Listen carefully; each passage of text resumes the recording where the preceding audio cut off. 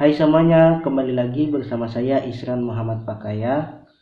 Dalam kesempatan kali ini saya akan menjelaskan tentang kategori pendaftar KIP Kuliah 2023 yang gratis biaya UTBK SNBT teman-teman.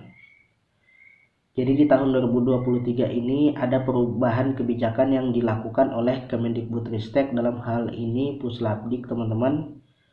Jika di tahun-tahun sebelumnya pendaftar KIP kuliah itu dibebaskan dari biaya pendaftaran UTBK atau SNBT. Nah, di tahun 2023 ini tidak semuanya dibebaskan teman-teman. Jadi hanya ada beberapa kategori yang bebas, sementara sisanya harus membayar walaupun dia adalah pelamar KIP kuliah. Jujur saya juga kaget dengan kebijakan ini karena tidak disosialisasikan sejak awal. Jadi kita baru tahu setelah pendaftaran UTBK SNBT untuk KIP kuliah itu dibuka.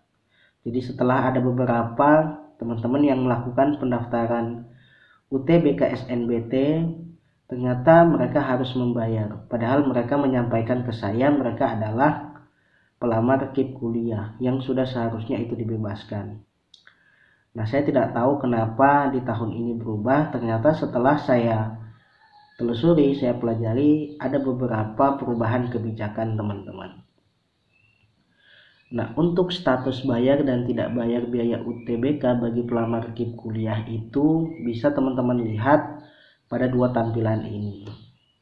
Jadi bagi teman-teman yang pelamar KIP kuliah yang statusnya bayar, itu ada di sebelah kiri saya. Itu dia status KIP kuliahnya terdaftar, tapi dia harus membayar biaya UTBK.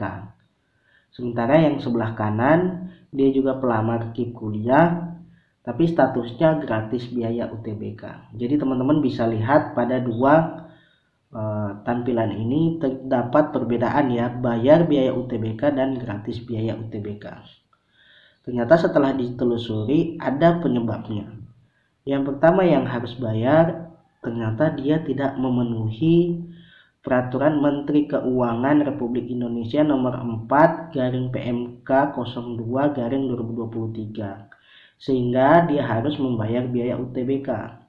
Sementara sebaliknya, dia memenuhi kriteria dari Peraturan Menteri Keuangan, sehingga besaran tarif seleksi nasional yang ditetapkan oleh kementerian yang menyelenggarakan urusan pemerintahan di bidang sosial ditetapkan sebesar Rp0 atau gratis teman-teman.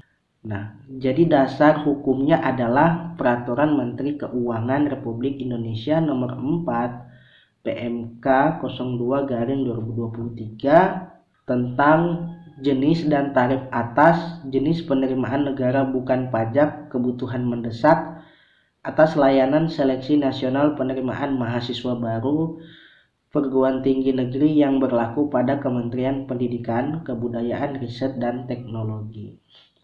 Nah, setelah saya telusuri, ternyata peraturan ini baru disahkan itu di tanggal 17 Januari 2023. Artinya masih baru ya teman-teman. Sehingga mungkin waktu untuk sosialisasi tidak ada, sementara KIP kuliah itu sudah harus dibuka. Kesannya memang ini tergesa-gesa dan minim sosialisasi, karena tadi peraturannya baru keluar di pertengahan Januari, sementara KIP kuliah sudah harus buka. Jadi pihak Puslapdik mungkin tidak ada waktu untuk menjelaskan ke teman-teman. Nah, sebenarnya ini juga merugikan ya, pelamar KIP kuliah. Nah, kalau kita lihat isi dari Peraturan Menteri Keuangan tersebut, ada 3 pasal. Nah, yang saya garis bawahi itu ada di pasal 2 teman-teman.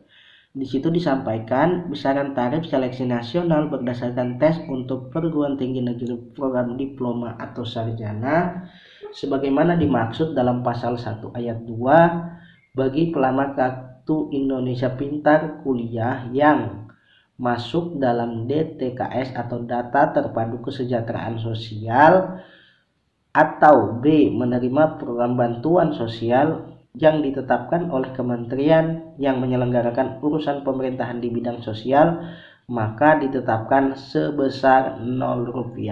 Jadi berdasarkan pasal 2 ini teman-teman, hanya ada 2 kategori. Yang pertama yang terdata di DTKS atau yang menerima program bantuan sosial. Nah, ini kan sebenarnya tumpang tindih dengan kebijakan Puslapdik sendiri. Ada 5 kategori yang diprioritaskan sebagai penerima KIP kuliah. Yang pertama, dia adalah penerima KIP kuliah saat SMA, SMK, atau MA sederajat. Kemudian yang kedua, penerima bantuan sosial atau terdata di DTKS. Kemudian yang ketiga, terdata dalam P3KE. Kemudian yang keempat, anak-anak yang berasal dari panti sosial atau panti asuhan.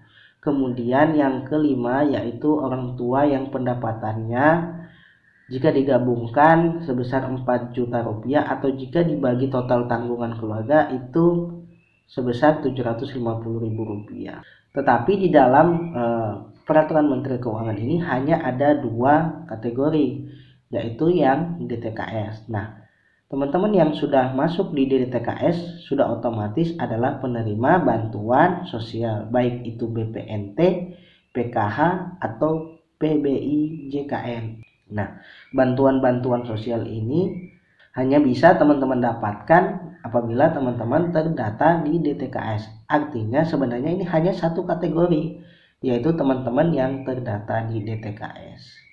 Nah, saya kurang tahu nih bagaimana bisa seperti ini, karena di tahun-tahun sebelumnya tidak ada, teman-teman. Jadi di tahun-tahun sebelumnya ya kalau sudah pelamar KIP kuliah sudah otomatis dibebaskan dari biaya pendaftaran ikut seleksi UTBK SNBT. Padahal di kategorinya kan ada 5 tuh yang diprioritaskan. Nah, mungkin teman-teman bisa bertanya atau bisa menyuarakan hal ini melalui kanal-kanal yang sudah tersedia.